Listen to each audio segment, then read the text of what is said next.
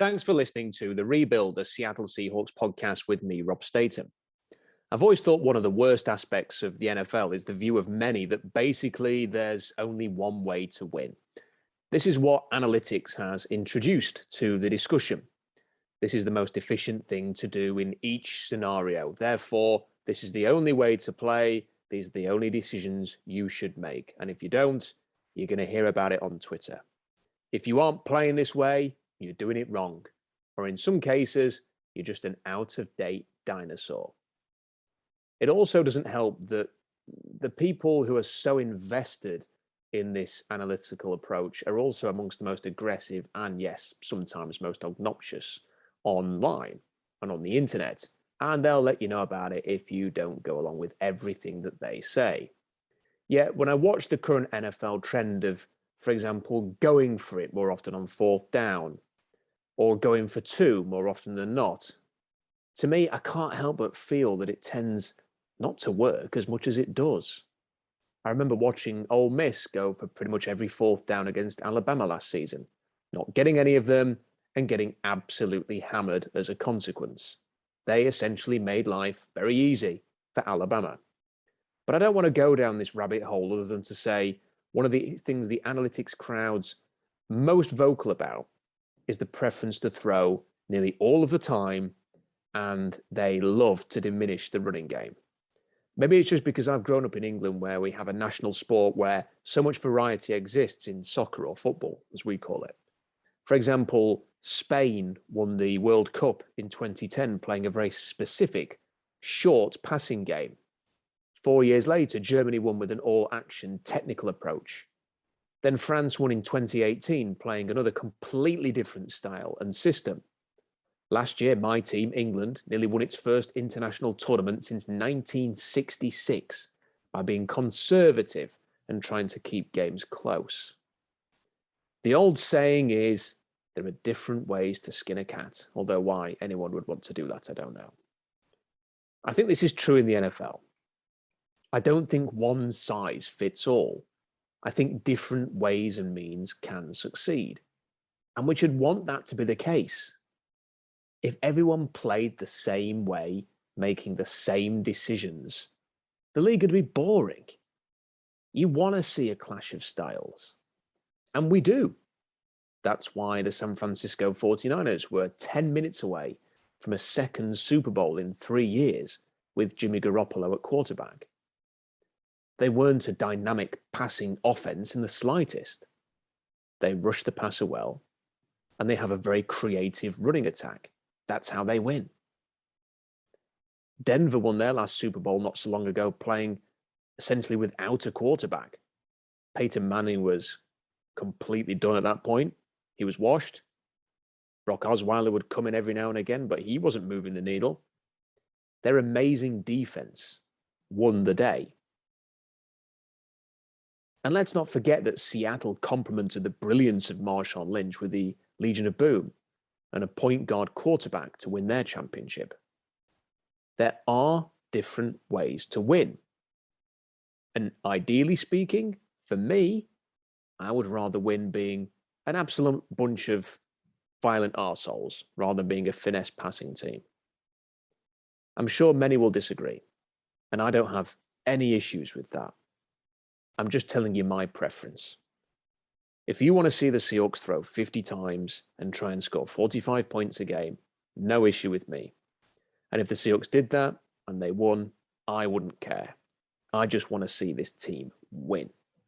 But if we're talking about how you want to see them win in an ideal dream scenario, I want Seattle to win, and I want them to make life miserable for opponents at the same time. I want to be hated and envied in equal measure. I want players like Marshawn and Cam Chancellor and Richard Sherman. That's how I would prefer to be. A team that hammers you so much that you don't only lose against Seattle, but you lose next week too, because you're battered and bruised. We have a term on the blog, BAMF, BAMF. I won't explain what that acronym stands for because this is a family show. but I don't necessarily want the Seahawks to be a family team, a PG-13 team. And that's why when I went and studied Michael Clemons yesterday from Texas A&M, I immediately wanted him on the team. He just has that look in his eye. The way that he speaks. He looked terrifying after the Aggies lost a game against LSU. Great game for you, but in the way that it ended, does it just kind of sour the mood? Anytime you lose, it's not a good feeling. Michael, can you talk about the disappointment of playing so well defensively except for on that last drive? Can you ask me again? Can you talk about the disappointment? I mean, you guys played so well defensively, especially in the second half, and then for it to all come down to that last drive and then to score late the way they did, just kind of take the victory away from you? Just how disappointing that is? Yeah, it's very disappointing. You know, when you played, I feel like we were playing well at first, but, you know, it didn't turn out the way that we wanted to. Do you feel like they were a little bit extra juiced up to play for the coach and everything? That was the storylines coming into the game? Were they a little more juiced up than you expected them to be? No, I don't know why they were juiced up. We just showed up to play, that's all. Anybody else? Mike, you've been here since 2017, longer than just about anybody. What's something you think you learned now that your regular season is coming to a close here? Has there been anything that A&M as a whole has taught you as a player, even in defeats like this?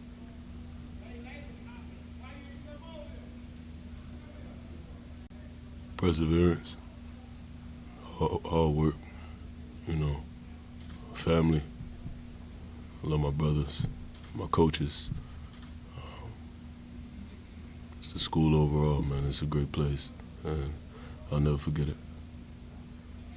As a team leader, what's your message going to be for the team, kind of even after this one, as you move into the bowl season with one more game to play?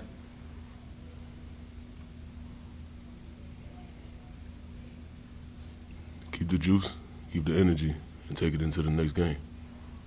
And lay it all out there. End the season the right way. You guys had high aspirations coming into the season. Do you feel like you left a little bit on the field in some of these losses that were really close this season? Ask me again, please. You guys had some pretty high aspirations coming into the season. Mm-hmm. You know, had a lot of close losses like tonight. Do you feel like you guys left a lot on the field as far as in terms of, you know, achieving goals you guys had wanted to achieve? Plays was definitely left on the film. You know, when we go back and we reevaluate, there were definitely plays that could have been made that would have had a different outcome. But it is what it is now.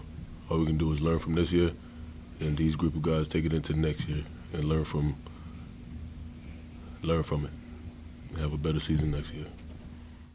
On the field, he's a tone-setting leader, and he hammers people on the field. I want that again for the Seahawks. Furthermore, Seattle says they want another Darrell Taylor.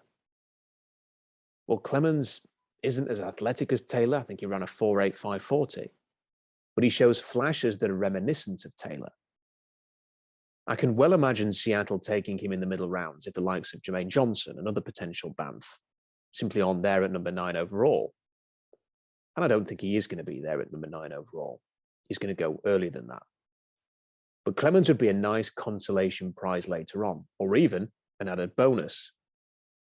He could help provide this team with an angry, aggressive edge. And that's what I want.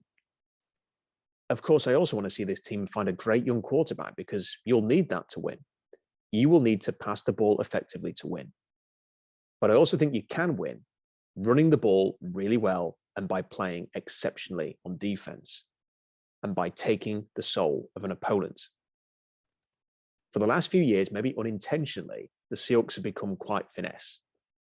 Their roster decisions and the way they've constructed the team didn't lend itself to a side that wanted to run the ball and play great defense, as they kept saying. They did lose that physical edge.